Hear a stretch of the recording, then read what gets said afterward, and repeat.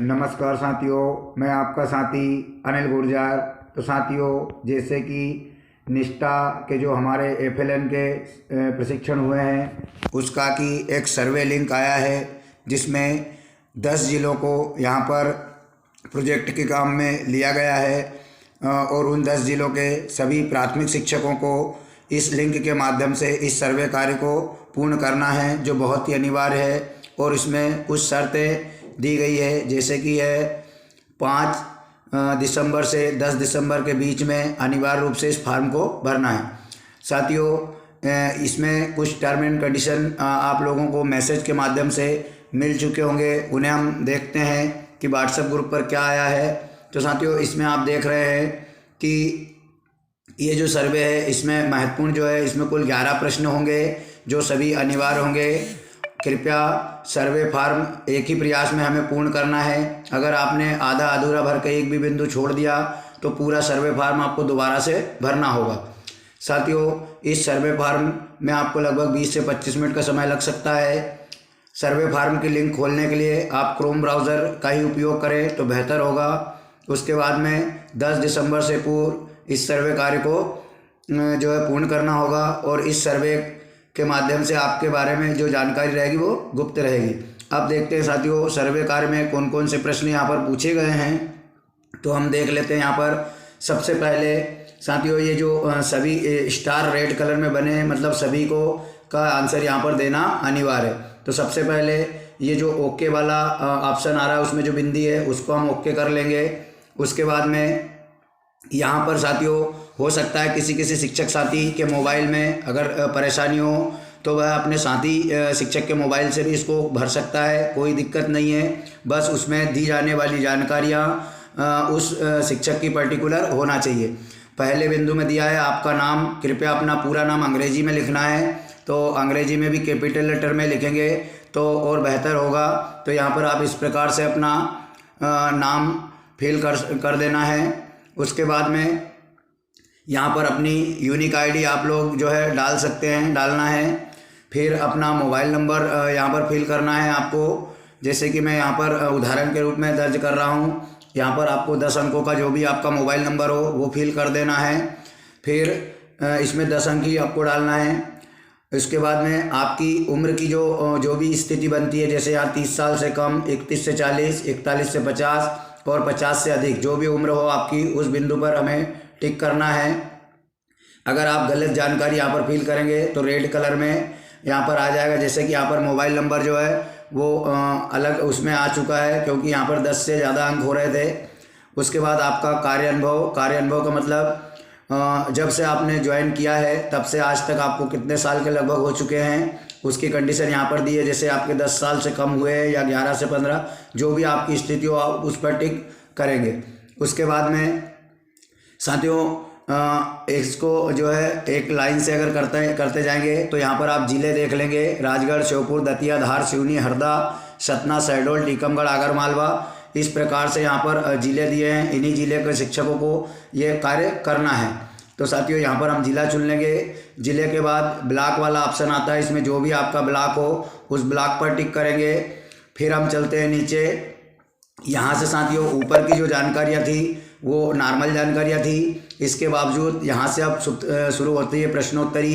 तो प्रश्नोत्तरी में जो टर्म एंड कंडीशन दी है उन्हीं को हमें फॉलो करना है, इसे हमें अच्छे से पढ़ लेना है। जैसे आपके अनुसार एफएलएन का क्या महत्व है, दिए गए विकल्पों में से किन्हीं 3 विकल्प। साथियों इसमें से केवल हमें 3 ही विकल्प चुनना है। अगर आप 4 विकल्प कर देंगे या 2 रखेंगे तो यहाँ पर रेड एरो आ जाएगा और आपका फॉर्म सबमिट नहीं होगा।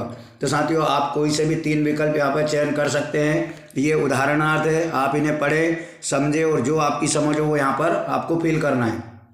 उसके बाद में अगला जो प्रश्न है वह एफएलएन रणनीतियों का कक्ष में उपयोग करने हेतु आप अपने शिक्षक साथियों को किस प्रकार से प्रोत्साहित करेंगे। तो साथियों इसमें हमें जो है यहाँ पर लिखना है। ये जो आप देख रहे हैं यहाँ पर टाइपिंग का कार्य है। दूसरे प्रश्न में आपको टाइप करके 50 से 100 शब्दों में एफएलएन के संबंध में जो भी आपकी समझ हो, आपने जो भी सीखा हो वो यहाँ पर फिल करना है।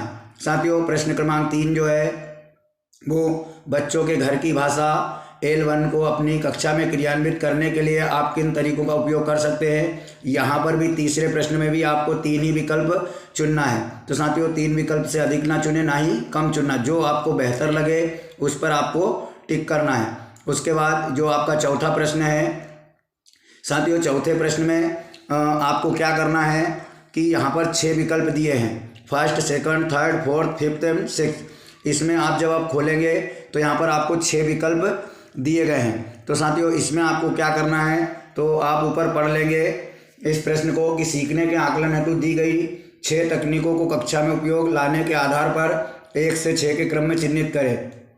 उपयोगिता के आधार पर क्रम से तकनीक 1 जिसका सबसे अधिक उपयोग होता है और तकनीक 6 जिसका सबसे कम उपयोग होता है। तो साथियों जैसे ही हम इसको खोलेंगे, इन्हें आप पढ़ेंगे कि पढ़ाने के लिए सबसे ज़्यादा किस तकनीक का उपयोग होता है, उसे फर्स्ट नंबर पर रखेंगे, फिर सेकंड वाले को सेकंड नंबर पर, थर्ड वाले को थर्ड नंबर पर। इसे प्रत्येक विकल्प में आपको एक एक उसकी उपयोगिता के आधार पर 6 ही में टिक करते जाना है। ध्यान रहे कि कोई भी विकल्प जो है वह रिपीट ना हो और इस प्रकार से आप टिक करते जाएंगे। ये साथियों उदाहरण के लिए आपको अपने हिसाब से यहाँ पे करना है।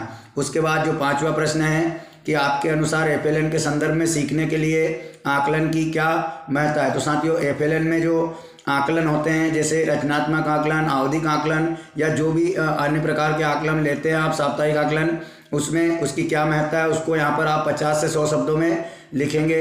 उसके बाद में जो 6वां प्रश्न है वह है कि क्या गत वर्ष में आयोजित किए गए निष्ठा के जो हमारे FLN कोर्सेस हुए हैं उसके आधार पर जिला स्तरीय शैक्षिक संवाद उपयोगी रहे हैं। तो आप हाँ या नहीं में जो भी आपको बेहतर लगता है वो यहाँ पे आप टिक करेंगे। उसके बाद प्रश्न क्रमांक 6 जो है कि आपके लिए निष्ठा FLN कोर्स आधारित जिला स्तरीय शैक्षिक संवाद किस प्रकार से मददगार रहे हैं, लागू होने वाले विकल्पों पर चयन करें। तो साथियों इसमें कोई कंडीशन नहीं दी गई है, आपको जो बेहतर लगते हैं वो आप इसमें टिक कर सकते हैं, 1, 2, 3, 4 या आप सभी भी कर सकते हैं, जितने आपको बेहतर लगे उतने यहाँ पर आप करिए।